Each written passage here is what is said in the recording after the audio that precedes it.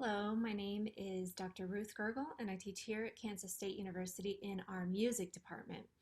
So when we first started going online back in March and we began teaching out of our homes, I was in the middle of a course that I teach for our students who are studying to be music teachers. So this course involves a lot of in-class demonstration, a lot of use of the instruments that are housed in my classroom, movement, collaboration amongst the students and amongst myself, and of course a lot of music making.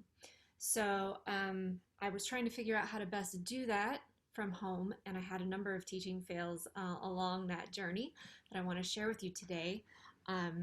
So the first one involves staging and lighting.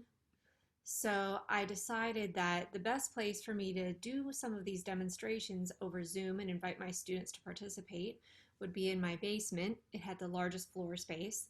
But as you can see, this is a fuzzy screenshot of a Zoom from that time. As you can see, the lighting was terrible. The camera angle was terrible. And my students were so gracious in participating in this session. Here's another screenshot from my Zoom from that session. I did not have as much floor space where I placed the camera as I thought, so placement of the camera was another challenge for me, and trying to figure out how to do these demonstrations so they could normally see me and I could see them in a much easier way. I then tried to do some instruction, and without moving my camera, you can see the lighting is so bad it was difficult for them to see my face, my facial expressions. So teaching fail. Then I thought, well, I will just do some demonstrations with those folks I have available to me, my family. So I wanted them to do a musical demonstration with me that involved bouncing some basketballs to some music and doing some different rhythm patterns. However, the moment, I have to strike when the moment is right and when the iron is hot. And so in this case, when they were all three ready and willing, I had just gotten out of the shower. So on this cold March day, I was outside with wet hair and a strange outfit. And